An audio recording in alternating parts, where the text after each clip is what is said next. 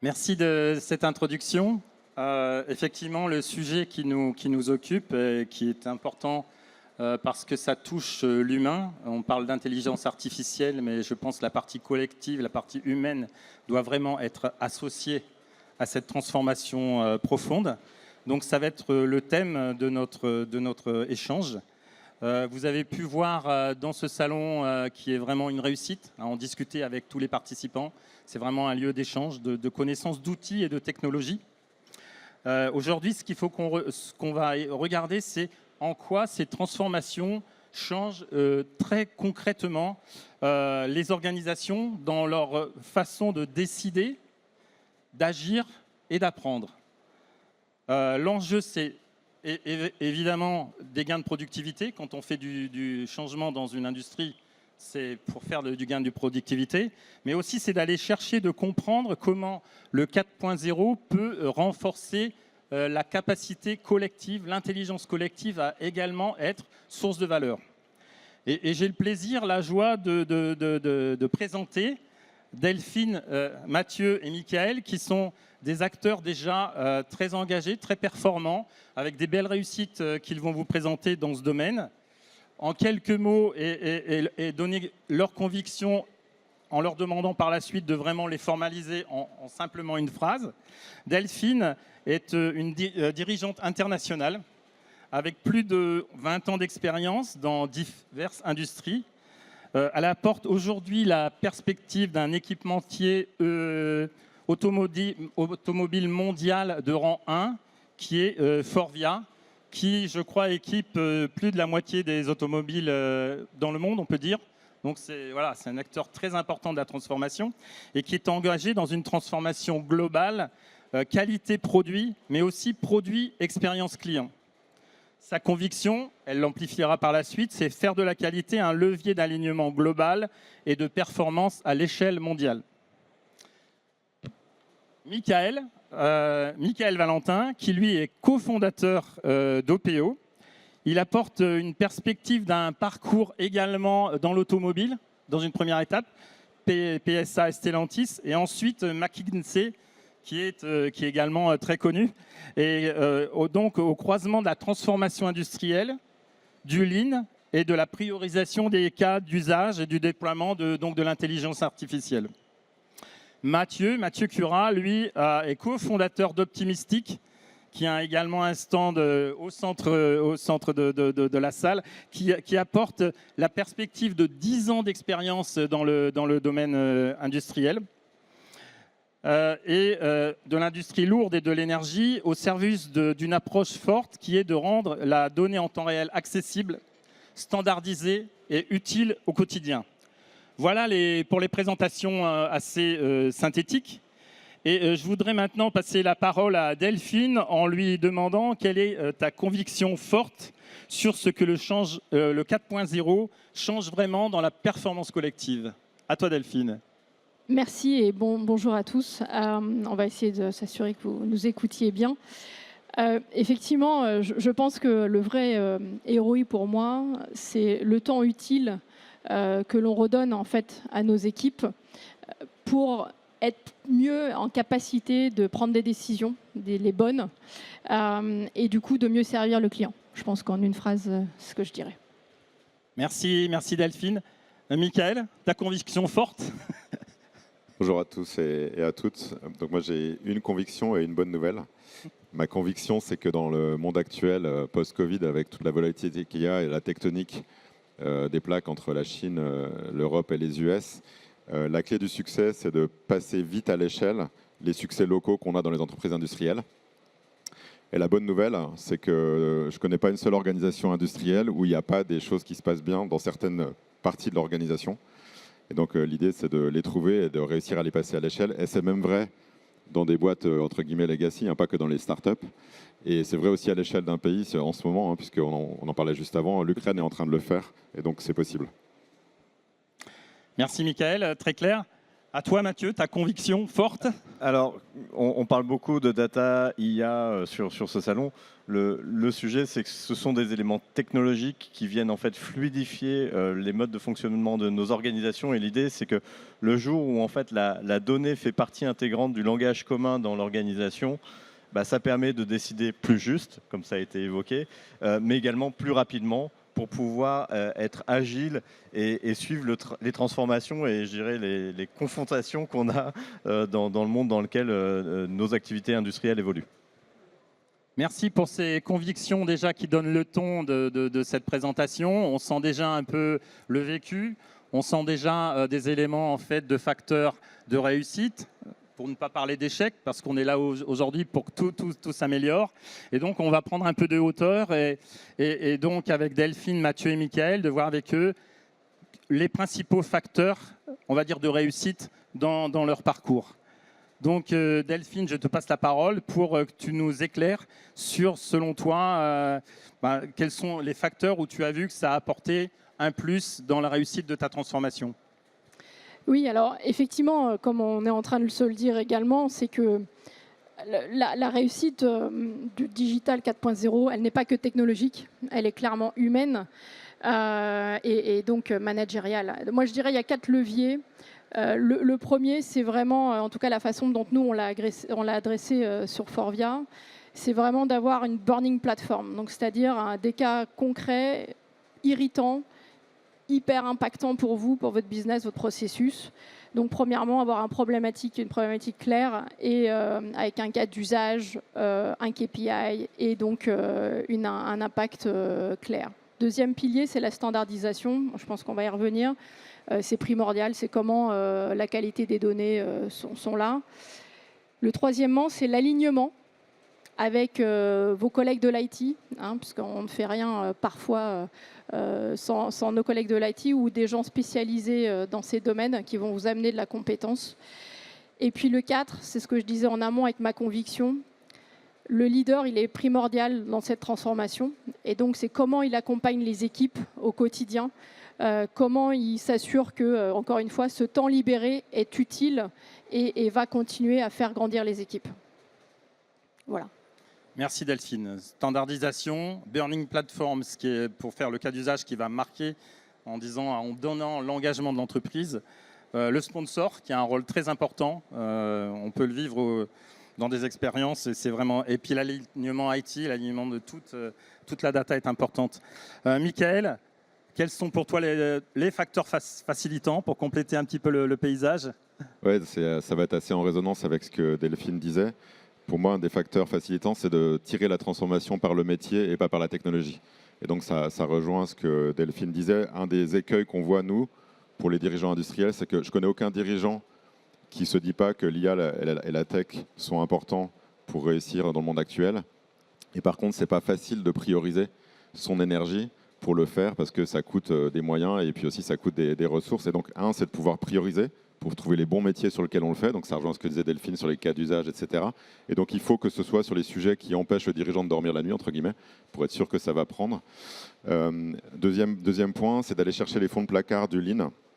Il y a eu beaucoup de transformations, excellence opérationnelle qui ont été faites ces 20 dernières années. Ceci dit, nous, pour passer l'essentiel de notre temps dans des usines, il y a encore beaucoup de choses à aller chercher sur la standardisation, comme disait Delphine, à l'échelle, à la fois sur l'excellence opérationnelle et sur la donnée, sur l'agilité des flux, sur le pilotage en temps réel de la performance et d'être capable de décider beaucoup plus vite, par exemple. Enfin, je dirais, il y a l'intégration entre le digital, l'IA et l'excellence opérationnelle, puisque ça ne sert à rien de digitaliser des gaspillages. Et en fait, ceux qui réussissent, et il y en a qui réussissent, c'est ceux qui ont une approche intégrée, qui en fait vont pas se dire j'ai d'un côté mon Chief of Digital Officer qui fait sa transformation un peu shiny, digital, super sympa, et de l'autre côté, en fait, il y a l'excellence opérationnelle qui laboure pour essayer de changer les pratiques et de faire que ça tienne dans le temps. C'est en faisant les deux ensemble qu'on apporte vraiment de la valeur et en changeant les pratiques, parce que quand je parle de transformation des métiers, ça veut dire que tous les métiers, donc les ingénieurs, mais les techniciens, les chefs d'équipe, tous les niveaux hiérarchiques sont transformés à terme. Et donc, ce n'est pas seulement en ajoutant la brique techno, c'est de se dire qu'est-ce que ça change, comme disait Delphine, dans le quotidien. Si je libère du temps, qu'est-ce que je vais en faire? Donc, ça pose la question du métier. Merci, Michael. En résumé, effectivement, c'est important de prioriser. On ne peut pas courir toutes les courses à la fois. Et quand on a quelque chose de lumineux qui arrive, tout le monde veut être sous la lumière. Il faut prioriser. Une entreprise a des moyens, aussi des ressources qu'elle doit affecter. Le lean, c'est important, partir sur des bonnes bases. Et aussi, l'IA va permettre de creuser un petit peu ces choses-là. Et finalement, d'intégrer l'intelligence artificielle sur de l'excellence, c'est aussi quelque chose de très important. Hein. Une bonne data va donner des bonnes infos, comme une mauvaise data, derrière, va donner de la mauvaise info. Merci beaucoup, Michael, pour ton témoignage. Mathieu, même question. C'est quoi ton prérequis non négociable, finalement, pour réussir ? Alors, je n'ai pas parlé pour ma paroisse parce que les outils, on va mettre de côté les outils, le digital. Oui, l'IA. bien sûr. Le sujet, c'est la performance. Au final, si on veut que ça marche, il y a 3 piliers sur lesquels on doit s'appuyer. On va revenir à des fondamentaux. Il y a l'expertise métier. Si on n'a plus d'expertise métier, on ne va pas pouvoir faire grand-chose. Le deuxième élément, c'est de la méthode. Parler des fonds de tiroir du Lean. Toutes les bonnes pratiques et je dirais ce qui marche, faut pas l'oublier. Et tous ces fondamentaux-là, faut les garder. Et le dernier pilier, je dirais, c'est plutôt un pilier managérial autour de la conduite du changement, de l'animation de tous ces systèmes pour les mettre en mouvement.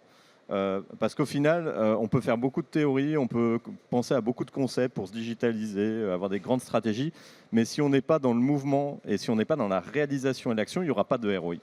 Donc c'est revenir à ces fondamentaux-là, et s'ils sont là, la data, l'IA vont être des éléments qui vont fluidifier, accélérer et même démultiplier les gains. Merci Mathieu. Et effectivement, pour avoir discuté dans les travées, il y a un peu une peur que l'IA finalement remplace l'humain et fasse oublier l'expertise métier. Je dirais que l'IA, sans doute, va renforcer l'expert parce qu'il va être lui qui va alimenter avec la bonne vision, les bonnes données, le métier, et l'expert va avoir un rôle déterminant en fait. La méthode effectivement, et c'est encore de l'humain en disant manager un projet de transformation, c'est manager des êtres humains pour que le collectif soit plus efficace, plus performant, et c'est un point qu'il faut aborder dès qu'on démarre une transformation, quelle qu'elle soit, et je dirais surtout dans le digital. Merci pour ces témoignages des critères en fait, de réussite.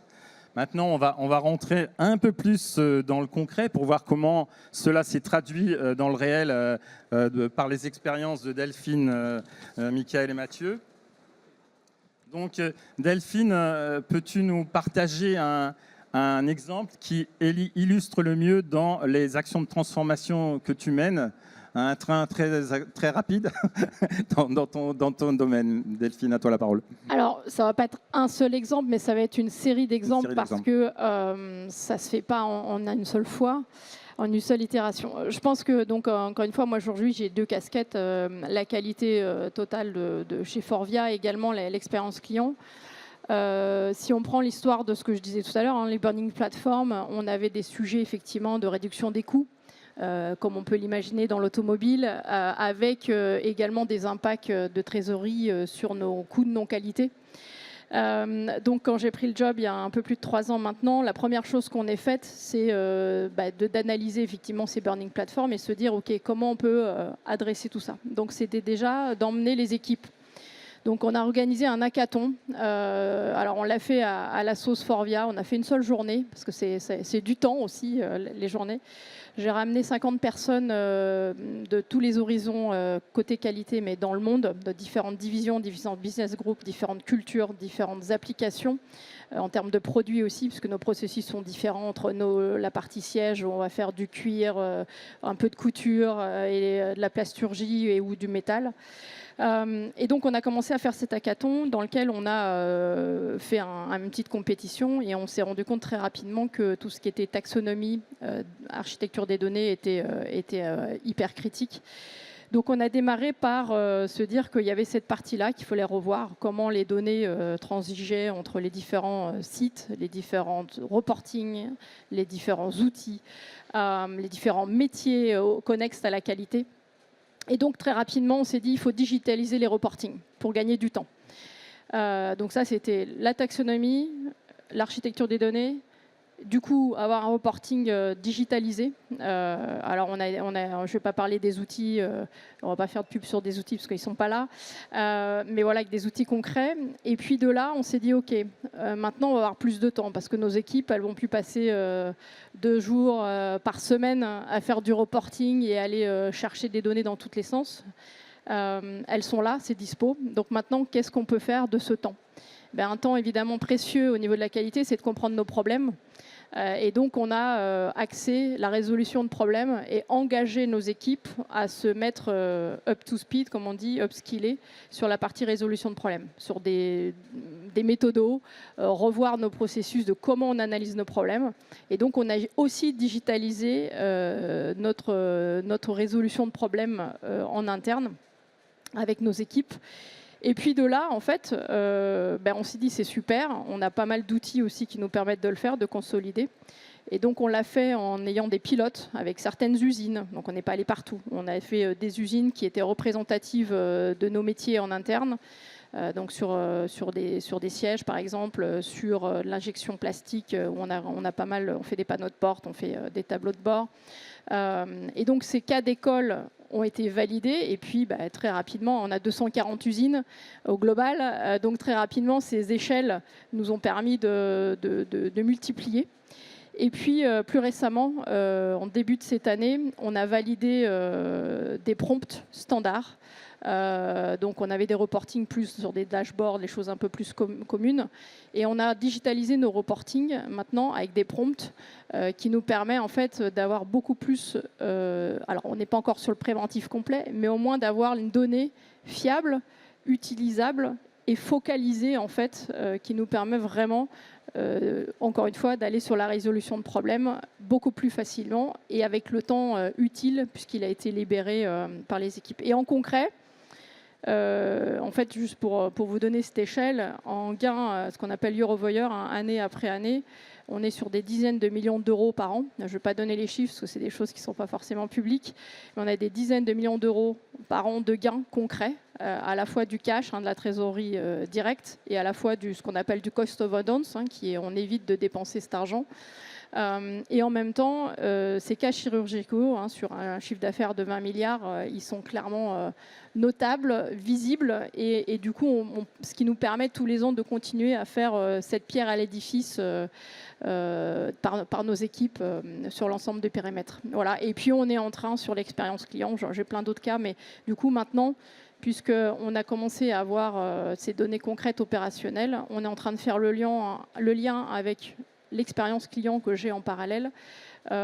Et on fait le lien avec les verbatims de nos expériences clients en vie série que nos clients ont en problématique quand on a une première montre qui ne monte pas chez l'usine cliente, et de faire le lien avec nos problématiques et nos résultats opérationnels. Voilà. Merci Delphine. Ça m'a évoqué, quand j'ai commencé le Lean dans les usines, c'était chouette, on a un problème. Et ce qui est super, c'est que grâce à ta façon de travailler, finalement, tu as dégagé du temps en libérant du temps sur le reporting et en définissant une méthode de résolution de problèmes qui soit aussi aidée par l'intelligence artificielle et qui peut aller tant dans les équipes que chez le client. Et ça, c'est remarquable, ça démontre la puissance finalement de la transformation digitale. C'est vraiment super. Je vais passer la parole à Mathieu. Dans le terme de la donnée, en quoi la donnée, finalement, dans tes expériences, a vraiment changé le pilotage ?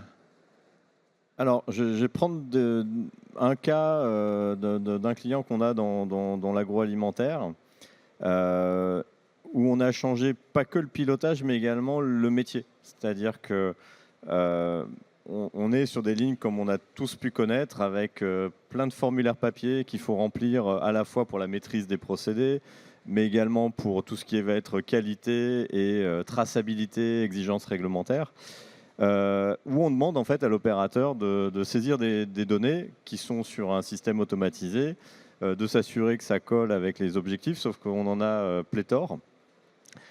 Ça, je dirais, c'est pas du pilotage. On fait du reporting et on fait porter ce reporting par le terrain. Quand on commence à introduire le digital et qu'on va réduire ces tâches de saisie parce qu'on va automatiser la collecte de la donnée, on va les les archiver, on va répondre à cette exigence qualité réglementaire et qu'on va repositionner l'opérateur dans son rôle de pilote de la ligne, c'est-à-dire que en fait, on va avoir des systèmes, par exemple, qui vont s'assurer que tous les paramètres sont sous contrôle avec des cartes de contrôle, mais ça en automatique. Et donc, quelque part, l'opérateur n'a que les déviations qui lui sont remontées et il va rentrer dans un rôle complètement différent. C'est-à-dire qu'il va se mettre dans une posture où j'ai une anomalie et j'ai un problème et je vais me mettre dans une démarche d'amélioration, de résolution de problème et non plus juste dans une posture où il subit ce qui se passe. Mais une fois que cette information, comme elle est disponible en continu, en fait, ça peut monter les étages du dessus, le management intermédiaire, le management global du site, mais également les petits copains de la maintenance qui vont avoir des informations. Et surtout, on va arriver dans un sujet qui est vraiment clé, c'est qu'on a des usines souvent qui sont très silotées en termes d'activité. C'est-à-dire que la maintenance fait la maintenance de son côté, avec ses propres outils de GMAO, etc. La production produit avec ses outils de supervision, etc. Mais personne ne parle le même langage. Quand on commence à avoir toute cette information qui est centralisée, qui est contextualisée ou avec, on peut dire, une taxonomie, une ontologie, peu importe le mot, mais avec un vocabulaire commun, on remet tout le monde autour de la table, autour du sujet qui est il faut produire bien, avec les bons délais, dans les bonnes quantités, la bonne qualité, et tout le monde, on va dire, on remet l'église au milieu du village. Et comme on a on va dire ce côté commun de l'information, en fait, on arrive à remettre les gens autour de la table pour qu'ils travaillent ensemble. Et en désilotant l'information, on désilote également l'organisation. Et il y a énormément de frictions. Alors moi, je viens de l'industrie lourde. Avant de fonder Optimistic, j'ai passé 10 ans dans l'industrie lourde. Un des sujets, c'était les interactions production, maintenance, qualité. Et quand on arrive à créer ces synergies entre ces équipes et qu'on arrive à les faire travailler ensemble, on est beaucoup plus efficace. Et je dirais au final, ça se ressent sur la performance. Et on en revient au sujet du temps, c'est-à-dire tout ce temps libéré parce qu'on a supprimé des tâches à non-valeur, les Japonais diraient des muda, c'est du temps où on peut remettre les gens à faire des choses intelligentes. Et c'est revalorisant au niveau des métiers. C'est remotivant également pour les équipes et je pense que on a énormément de marge de manœuvre encore dans nos organisations de ce côté-là. Merci Mathieu. J'ai noté être dans la démarche, ça veut dire être acteur, ça veut dire qu'on en revient à l'humain, qu'on en revient au collectif. Casser les silos dans les entreprises, c'est des choses qui sont très importantes pour partager la data en temps réel et puis mettre tout le monde autour de la table pour progresser ensemble. Et donc, je reviens vers Delphine pour voir si dans ton parcours, dans les transformations que tu as mises en place, les retours, quelque part, des collaborateurs, est-ce qu'ils ont senti une nouvelle façon de travailler et d'être positionnés dans l'entreprise avec ce rôle vraiment d'acteur, d'être impliqué? Est-ce que tu as senti ce phénomène? En fait, quand on va dans nos usines, alors je ne peux pas aller dans toutes les 240 usines tous les ans, mais on a suffisamment d'équipes qui y vont. La première chose qu'on fait, c'est effectivement, on va sur le terrain. Le terrain, c'est primordial, et si on n'écoute pas ce qui se passe du terrain, en fait, on n'a pas la réalité. Et si on n'a pas cette réalité du terrain, on peut vite se mettre à côté de la bonne démarche.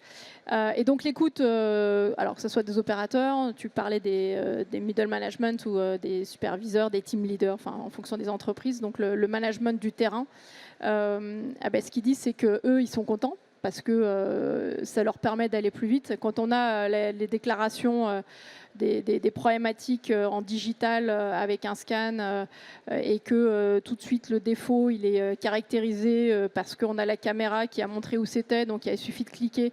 Ça leur a rendu plus facilement la tâche. Et en même temps, du coup, ils remontent beaucoup plus de problèmes. Donc, eux, ça les aide parce que, du coup, au quotidien, ils ont moins de problèmes. Et donc, s'ils ont moins de problèmes, la machine est moins souvent arrêtée, la ligne est souvent moins arrêtée et ils n'ont pas besoin non plus de reformer des nouvelles personnes parce qu'elles sont parties, ayant en marre, ayant eu assez de refaire toujours la même chose et d'avoir toujours les mêmes problèmes. Donc je pense qu'effectivement, il y a un vrai impact qu'on va avoir difficilement à mesurer, parce que ça va être... alors on pourrait parler du Yamazumi si on parle du Lean dans un premier... si on commence à parler japonais. On n'a pas prévu ça au départ, mais dans lequel on va aller rechercher du temps dans la construction de la gamme de fabrication. Donc tous ces petits temps libérés, à un moment donné, il faut les repenser, re-regarder, et comment du coup on peut aider plus. Et une des leviers qu'on a fait récemment sur une usine, c'est l'accélération de la maintenance préventive notamment, où du coup on va aller donner plus de tâches à valeur ajoutée à certaines personnes au quotidien. Et donc elles se sentent valorisées aussi en fait. Donc c'est très vertueux. Merci Delphine. Michael, tu es intervenu dans pas mal d'usines pour mettre en place des preuves de concept, mais pas que. Donc je te laisse la parole pour des exemples concrets qui révèlent des réussites dans le changement et tes précaux suite à cette expérience. Ouais, donc il y en a plein, comme je disais en introduction, des réussites. La difficulté, c'est le passage à l'échelle.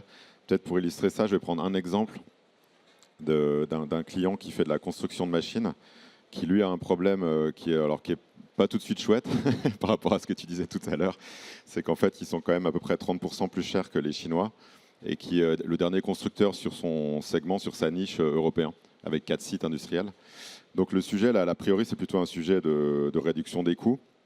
Et en fait, ce client-là a eu l'intelligence de se poser une question un peu globale, de regarder pas seulement la structure de coûts en se disant ok, comment on réduit les coûts ligne par ligne, comme on peut faire parfois, mais de se poser la question de qu'est-ce qui fait que sur le marché, les Chinois ont un avantage. Et du coup, on en a tiré 4 priorités, qui sont les 4 priorités qui empêchent le dirigeant de dormir, comme je disais tout à l'heure, qui étaient avoir les bons produits au sens, avec les contraintes qu'on a en Europe par rapport à la Chine, de développer suffisamment vite les produits. On sait que les Chinois sont rapides, et donc de bien capitaliser sur les anciennes versions de produits et pas réinventer à chaque fois la roue. Donc ça, c'est un premier sujet qui est la plateformisation, modularisation. Donc je parlais de faire les fonds de placard du Lean. Ce que je viens de dire là, c'est pas nouveau du tout. L'automobile le fait depuis longtemps. Mais c'est comment est-ce que je fais ça à l'échelle sur 4 usines. Deuxième sujet qui a été tiré, c'est l'agilité des flux. Là, on est trop lent en délai de fabrication sur nos produits de base, mais même quand je fais du spécifique pour sortir des engins qui, eux, margent un peu plus. Comment j'accélère les flux, notamment en usine, et donc comment est-ce que je fais de la mise en ligne du Yamazumi, ou en tout cas par morceau, parce qu'on ne peut pas forcément le faire partout, pour aller plus vite. Et ça a 2 vertus en général. Ça a la vertu d'accélérer le délai, mais surtout d'améliorer la qualité, puisque pour revenir à ce qu'on disait tout à l'heure, si on veut bien résoudre un problème qualité, il faut être capable de comprendre ce qui s'est passé, et comprendre ce qui s'est passé, c'est dans les 24 heures. Donc si vous avez des flux trop longs, vous ne trouverez jamais les causes des problèmes. C'était aussi dit par Mathieu tout à l'heure, c'est le diptyque avec la prod, et donc je vais résoudre plus vite mes problèmes, et donc je vais être beaucoup plus efficace. Troisième sujet, c'est un sujet d'excellence des métiers, et notamment la maintenance. Donc Mathieu en parlait aussi. C'est un métier qui est probablement le plus important en termes de matériel à capitaliser, et aussi il y a une rareté des ressources en ce moment qui est compliquée. C'est difficile d'embaucher des maintenanciers, d'en trouver, de les faire monter en compétences, c'est long. Donc sur ce métier-là, ce qui était intéressant, j'ai une petite anecdote, c'est que quand on a commencé à accompagner ce client, donc on savait que l'IA et le digital serait intéressant à un certain stade, donc on a bien sûr commencé par du terrain, c'était dit tout à l'heure, et donc on a observé les pratiques, etc. Et en fait, en maintenance, alors que le dirigeant pensait qu'il n'avait personne qui utilisait ni l'IA ni la data de manière structurée, on s'est rendu compte qu'il y avait un des techniciens de maintenance qui, à la maison, sans le dire à personne, avait craqué la GMAO avec du Python, et s'était refait un tableau de bord lui-même parce qu'il trouvait que le tableau de bord de la GMAO n'était pas adapté. Et donc, ça a été une surprise, mais c'est juste un exemple qui montre qu'en fait, ce qui est intéressant, c'est que dans chaque organisation, il y a des gens qui, à la maison, le font et sont frustrés par le fait qu'au travail, ils n'arrivent pas à le faire parce qu'ils n'ont pas les mêmes outils. Donc capitaliser là-dessus, c'est intéressant. Donc à partir de là, sur cet exemple maintenance, là, on a à la fois développé des cas d'usage qui permettaient d'être plus rapide en maintenance, notamment sur les phases de diagnostic, de pouvoir prompter dans la GMAO ou dans la base de connaissances pour aller plus vite diagnostiquer et résoudre les problèmes. Travailler bien sûr sur le plan de maintenance préventive, mais aussi, Mathieu le disait, le gros de la création de valeur a été sur la connexion entre la maintenance, la production et la qualité. Avoir un partage des contraintes et des informations pour bien planifier. Puisque le métier maintenance, on sait que la contrainte principale, c'est que vous avez plus de travail que le temps que vous avez tout le temps. Donc c'est priorisé. Donc comment vous avez les infos quand vous êtes patron de maintenance pour vous dire cette semaine, c'est ça le préventif qu'il faut que je fasse, il faut que j'arrête ou pas telle machine en fonction des contraintes que la production m'a données. Et là-dessus, le digital et l'IA sont très aidants. Ils permettent de pré-prioriser et ensuite de laisser l'humain faire son choix en fonction des informations qu'il a. Donc une transfo assez globale. Et à la fin, on a quand même fait de la réduction des coûts sur les fonctions support et notamment sur la DV. Enfin, en gros, réponse à appel d'offres. Évidemment, vous gagnez énormément de temps plutôt que de lire l'astérix qui est en page 75 du cahier des charges. On sait tous que l'IA va nous permettre d'aller beaucoup plus vite. Mais ça n'a pas été le premier focus, en fait. On l'a fait plutôt ensuite. Et au final, donc, l'entreprise est en train de redevenir rentable, ce qui était un très gros enjeu au départ pour eux. Super, Mickaël. On a été relativement synthétique, pas mal de messages sont passés. Je voudrais faire la chose suivante, c'est que nos intervenants aient une phrase de conclusion, ce qui va vous laisser le temps de préparer une petite séance de questions. Hein, c'est ce que je vous propose, on a un peu de temps devant nous. Je pense que ça serait sympa. Donc je vais faire un tour de rôle, peut-être en démarrant par Mickaël. Je les prends comme ça par surprise. ta punchline de conclusion. Ouais, je ne sais pas si ce sera une punchline, mais moi, c'est plutôt l'état d'esprit qui me semble être favorable au contexte actuel, qui est quand même très particulier. Je dirais 3 mots. Le premier, c'est rester stoïque. Et ça, je pense que pour le coup, les Ukrainiens nous l'apprennent bien en ce moment. En fait, il se passe beaucoup de choses qu'on ne maîtrise pas dans le monde, malheureusement. Donc, c'est de vivre avec. Mais par contre, d'avoir le courage de transformer ce qu'on peut. Et notamment par rapport à ce que je disais tout à l'heure, de forcer notre système, qui est souvent assez compliqué, à aller plus vite sur tous les processus importants. Donc ça, c'est le premier mot. Le deuxième mot, c'est collectif. Et là, ça rejoint l'intérêt de ce salon aujourd'hui pour moi. C'est en fait comment est-ce qu'on connecte l'écosystème, donc les startups, les solutions digitales, les institutionnels, les industriels et toute la chaîne industrielle pour faire mieux. Et ça, les Chinois sont par exemple très forts là-dessus. Vraiment collectivement, à l'interface de l'entreprise, ils vont très très vite grâce à ça. Et le dernier mot, c'est la pugnacité, parce que c'est quand même pas facile. Donc c'est facile de parler là où je suis sur une scène de ce qu'il faut faire, mais quand on est dirigeant industriel ou dans les équipes industrielles, c'est quand même vraiment compliqué en ce moment. Et donc c'est d'avoir la force de continuer les chantiers de fond. Par exemple, un chantier de fond, c'était évoqué un peu par Delphine, c'est qu'on n'en a pas trop parlé, c'est pas le sujet de cette table ronde, mais il y a quand même tout ce legacy, cette structure de données qui a été fait petit à petit dans l'industrie. Souvent, les boîtes ont grossi par rachats successifs. Donc, avoir une donnée qui est structurée, comme disait Mathieu tout à l'heure, qu'on peut utiliser, c'est pas un chantier qu'il faut arrêter du jour au lendemain quand il y a une priorité qui change. Ça, c'est une lame de fond qu'il faut faire. Et donc, il faut être suffisamment pugnace pour se dire, OK, je change de dirigeant, je change le contexte, etc. Ce chantier de structure de la donnée, je le continue quand même, parce que je sais qu'il sera important pour moi, quoi qu'il arrive. Voilà. Merci, Mickaël. Stoïque, collectif, pugnace. On retient ces 3 mots. À toi la parole, Mathieu. Alors, je ne vais pas faire une punchline.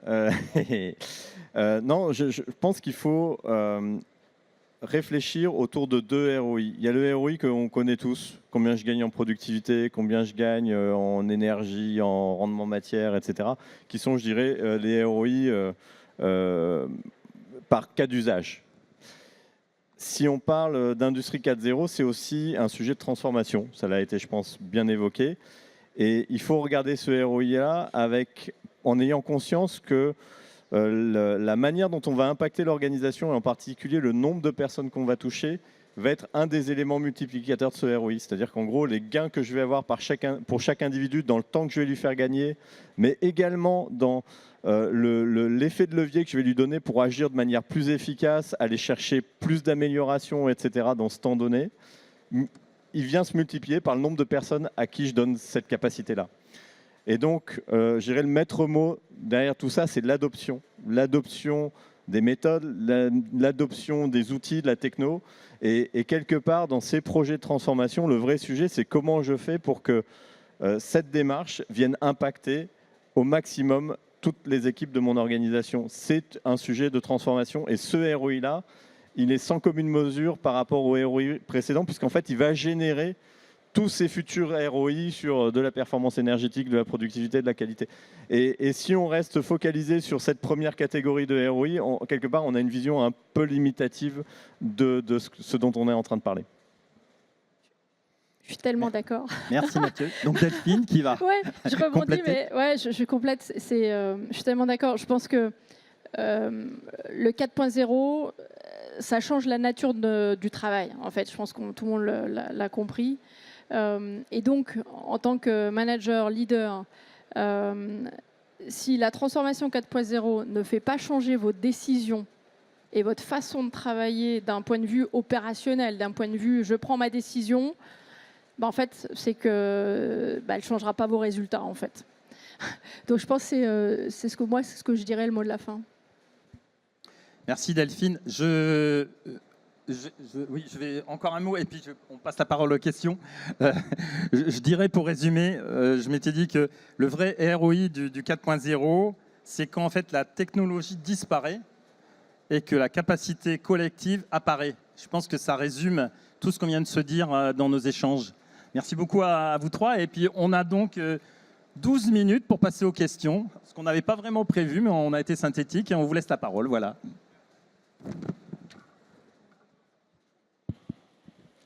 Je vais passer dans les rangs, je vais faire le petit service micro. Bonjour à tous. J'ai deux questions à poser à vous trois.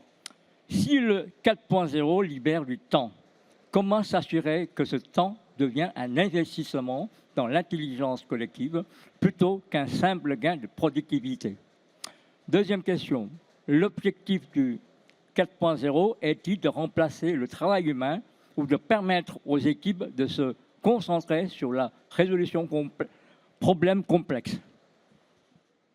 Je vais prendre la première.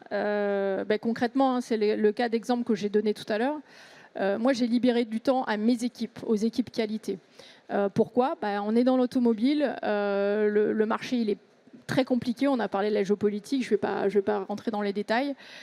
Donc, on a dû revoir notre operating model, comment on organise nos équipes, comment on les structure, comment on les forme. Donc, ce temps-là, ce temps qu'on a libéré à faible valeur ajoutée ou à non valeur ajoutée pour certaines tâches, eh bien, on les utilise à ce qu'on dit en anglais upskilling, donc à faire grandir les équipes, à leur donner plus de méthodos, à les faire former. Donc on a revu aussi chez nous en interne tout ce qu'on appelle nos MOOC. On a la Forvia University qui nous permet en fait de donner des modules de formation. Donc ce temps libéré, il est là. Alors effectivement, est-ce qu'on a un tracking exactement de l'heure libérée et de ce qu'en font les gens? Non. Par contre, on a des trackings de combien d'heures ils ont passé à regarder et à faire ces nouvelles formations. Ça, oui. Donc, on a une façon, quelque part, de le suivre. Et sur la deuxième question, sur la partie résolution de problèmes, je ne me rappelle plus exactement, mais effectivement, l'IA, et je pense que c'est toi, Mathieu, qui l'a dit aussi, comme la donnée est la mieux structurée, en fait, ça nous permet d'éviter le chaos, parce que l'IA, ça va multiplier le chaos. C'est-à-dire que si vous avez déjà des données qui ne sont pas bonnes, en fait, vous multipliez le chaos. Okay, donc, les problèmes avec la fiabilité des données, et mes deux collègues de Shopteo et Optimistic, c'est leur quotidien. Ils fiabilisent cette donnée, ils l'améliorent. Et bien, en vrai, on a du coup cette résolution de problème qui est réelle, puisqu'on est sur la réalité des données et donc la réalité de ce qui se passe. Ouais, c'est très bien. Pour compléter ce que dit Delphine, nous, ce qu'on fait quand on intervient en usine, la première chose qu'on fait, c'est quand on fait des tours de terrain, c'est de regarder l'activité des personnes. Amusez-vous à le faire. Amusez-vous à regarder à temps constant, toutes les 2 minutes, ce que font les gens autour de vous quand vous traversez un site industriel. Vous verrez qu'en moyenne, 20 à 40% du temps des équipes est passé à se déplacer. Ça dépend des métiers, mais là maintenant, c'est plutôt 50 par exemple. Ensuite, on a une partie du temps qui est passée à discuter pour plein de raisons, donc quelques pourcents. Une partie du temps qui est passée à transporter les pièces d'un poste à l'autre. Parfois retravailler, ça se voit un peu moins quand on se balade, mais enfin un peu tout ce que disait tout à l'heure Mathieu des gaspillages du lean. Et en fait, pour moi, l'intérêt de la méthode, si je reviens par exemple tout à l'heure à mon maintenancier, c'est justement qu'il passe moins de temps à se déplacer, plus de temps à valeur ajoutée pour le client, c'est-à-dire en fait sur la machine à faire du préventif ou au pire des cas à dépanner. Et c'est là où ça connecte avec ce que je disais, c'est d'avoir quelque chose d'intégré entre ce que la technologie apporte et l'excellence opérationnelle. Vous disiez qu'est-ce qu'on fait du temps libéré? En fait, si vous n'avez pas un système de pilotage suffisamment fin qui vous permet à la fois en temps réel, à la journée, à la demi-journée et puis après à la semaine, etc., d'être clair sur les priorités, bah, vous n'allez pas pouvoir réinvestir ce temps parce que vous n'allez peut-être même pas le voir, que vous libérez du temps parce que c'est vague et en fait on n'est pas clair sur ce que font les gens. Si je reprends encore une fois l'exemple du métier maintenant, c'est celui qui est probablement le plus difficile à gammer. Il y a des choses qui sont gammées comme le préventif, mais tout le reste de ce que fait un maintenancier, préparer des travaux, intervenir sur un dépannage, remplir un bon pour une consignation, etc. Tout ça, c'est pas gammé. Donc en fait, si vous n'avez pas une vue claire sur les prios de votre équipe, qui est parfois multimétier, électrique, mécanique, etc., le temps libéré il va partir un peu en l'air. Et en fait, vous ne le capturerez pas. Et donc, c'est là où je reconnecte encore une fois sur on gagne du temps parce qu'on a mis des outils, mais derrière, on a la mécanique et la machine qui fait que ce temps-là, on le réinvestit tout de suite intelligemment. Et ça peut être sur la résolution de problèmes, ça peut être sur des activités prioritaires. Quoi, mais... Alors, je vais juste rebondir sur ce point-là et vous partager une approche qu'on avait dans le groupe industriel japonais dans lequel j'ai évolué, où on avait toute une logique de gagner du temps sur les activités productives. Et tout le temps libéré permettait quelque part de sortir des équivalents temps plein de la production, avec cette idée non pas de supprimer les postes, mais de se dire, voilà, on a du temps, et ce temps-là, ces équipes-là, on va les faire monter en compétences, comme tu l'évoquais Delphine, mais surtout, on va les affecter à des activités qui vont préparer l'avenir de l'entreprise, que ce soit sur la transformation digitale, par exemple, mais ça pouvait être sur du développement de nouveaux produits et autres. Et donc, vraiment, de se poser la question, de se dire, tout ce temps libéré, je ne vais pas juste l'affecter à des tâches, on va dire, opérationnelles quotidiennes, mais les amener sur des sujets qui vont amener à transformer mon entreprise et à la projeter dans l'avenir. Et je pense que c'est une philosophie assez intéressante et les Japonais, sur cette vision long terme, ont pas mal de choses à nous enseigner. Oui, et pour conclure, tu parlais d'adoption. En fait, l'adoption, elle se mesure entre le fait de qu'est-ce qu'on a identifié comme problème, comme charge mentale à des personnes et comment on a pu le libérer en impliquant ces gens-là dans la transformation parce que ça leur a libéré du temps, ça les a mis en position d'acteur et quand on est acteur, on performe toujours plus. Bah, merci beaucoup pour la question. Et il a une seconde question.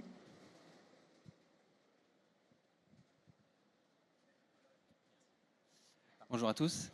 Ma question, elle concerne effectivement le fait de pouvoir libérer du temps et sur un axe très particulier qui est celui de la qualité et en particulier sur, donc c'est un sujet qui ne date pas d'aujourd'hui, mais l'inspection visuelle et l'assistance à l'inspection visuelle. Partant du principe que dans un contexte théorique, aujourd'hui, les méthodes, on va dire deep learning et autres, permettent, encore une fois, dans un contexte théorique, d'inspecter visuellement n'importe quel cas d'usage. Ma question, c'est quelle est la marge de progression qui vous semble rester, vous, à votre échelle chez Forvia, et quels sont les freins à ce que, si vous me dites, on pense être à tant de % de ce qu'on est capable de faire, et quels sont les freins on va dire, à ce que ces thématiques d'inspection puissent se répandre au plus large. Ok, merci. Alors, déjà, l'inspection, c'est du gaspillage. Voilà. Donc, on essaye de ne pas en faire de trop. Donc, premièrement, c'est comment on essaye de retirer l'inspection partout sur nos chaînes de fabrication, premièrement. Deuxièmement, quand on est obligé, puisqu'on fait beaucoup de pièces d'aspect également dans votre voiture. Voilà. Du coup, effectivement, on a pas mal de partenaires en fait, sur de la vidéo et donc du visuel et donc du LLM. Aujourd'hui, c'est du LLM en fait, qui est derrière, qui apprend et qu'on lui fait apprendre en fait, avec différentes pièces. Qu'on apprend nous-mêmes aussi parfois, qu'on n'avait pas anticipé certains problèmes, donc on lui fait réapprendre. Et donc on a différentes machines comme ça qui sont mises, comme je disais tout à l'heure, c'est le même modèle, c'est-à-dire qu'on les met à échelle, c'est-à-dire qu'on les met sur des usines qui sont chez nous ce qu'on appelle des usines mères, qui ont la technologie et qui ont du coup les équipes techniques associées qui nous permettent de le faire, et derrière après on multiplie ces machines. Donc, je ne sais pas si ça répond à votre question, et puis après, tout au long de la chaîne, ce qu'on essaye de faire, c'est y faire hyper attention. Donc on a aussi cet aspect managérial, ce qu'on appelle le Customer Premium Attitude, qu'on a lancé aussi. Je pourrais en parler des heures, mais qu'on essaye aussi de s'assurer que les gens font attention au produit. Donc, bon, il y a évidemment l'histoire des gants, etc. On n'a pas le droit de porter de bagues, de bracelets. On fait attention à tout ce qui est ceinture. Enfin, voilà, des choses concrètes aussi au quotidien pour éduquer aussi nos équipes à faire que l'objet dans lequel et l'environnement dans lequel ils travaillent, il est précieux, même si ça reste une porte de voiture, puisque en fait, on va avoir des lignes qui vont être sur du haut de gamme ou du plus petit de gamme, et les gens tournent. Donc le produit pour nous, il reste le même en termes d'attention à la fin. Et puis effectivement, on travaille avec certains fournisseurs très spécialisés en caméra visuelle et à la fois aussi sur du rendu, notamment on fait du cuir, on utilise beaucoup de cuir et de tissus, dont ça, l'Alcantara ou du faux cuir. Et donc on a beaucoup de sujets aussi, d'aspects, de pression, d'autres critères, je ne vais pas révéler là, mais qui sont aussi importants dans le contrôle de côté fabrication. Et peut-être pour rebondir sur ce que tu disais, Delphine, il y a aussi un sujet dans la suppression des contrôles en ligne, c'est la qualité prédictive. Nous, on a un client, on a réussi à diviser par 3 le nombre de batchs sur lesquels ils sont obligés de faire des contrôles qualité au laboratoire, qui sont des éléments limitants dans le process de libération de l'eau et de fabrication. Et alors, merci pour cette réponse. Et ma question, du coup, c'était comment est-ce que vous évaluez la maturité, on va dire, sur ces sujets qui datent pas d'hier, mais aujourd'hui, vous estimez qu'il y a encore une grosse marge de progression, on va dire? Ça, je peux peut-être en parler, parce qu'on a une vision un peu panoramique des secteurs.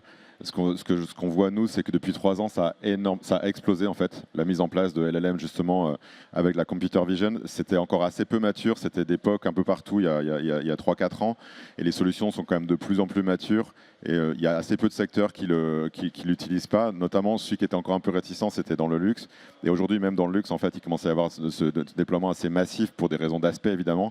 La difficulté qui reste pour moi, elle est plutôt psychologique, et c'était très lié à ce que disaient Delphine et Mathieu, c'est comportemental. C'est à la fois le comportement des équipes, c'est-à-dire il ne suffit pas de mettre les caméras, il faut quand même traiter la non-qualité à la racine. Si j'ai des rayures, c'est parce qu'à un moment donné, quelqu'un a rayé le produit. Donc la caméra va permettre de le détecter, mais il faut que je traite la cause racine. Et après, c'est aussi au niveau des dirigeants, dans un secteur comme le luxe, où parfois on a un peu peur, en fait, finalement, que ce soit remis sur l'automatique. Et en fait, rajouter des contrôles, ça rassure, alors que en général, rajouter des contrôles, au bout d'un moment, ça finit par être un empilage qui est plutôt négatif. Et donc, c'est de trouver le bon curseur par rapport à ce que disait Delphine pour que ce ne soit pas du gaspillage, quoi. Merci. Ça va être, oui, juste la dernière question, il nous reste 30 secondes.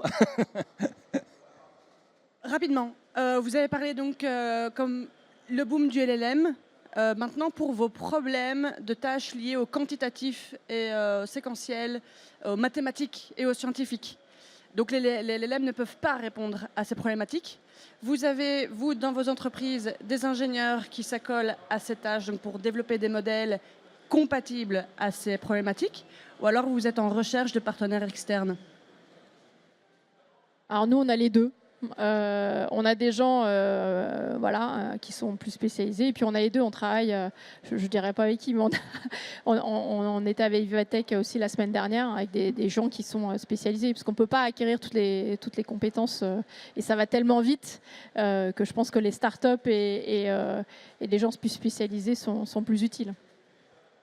Ok, merci Delphine, merci Michael, merci Mathieu, et merci à vous Merci pour ces à tous. questions, ces échanges très intéressants. Merci beaucoup.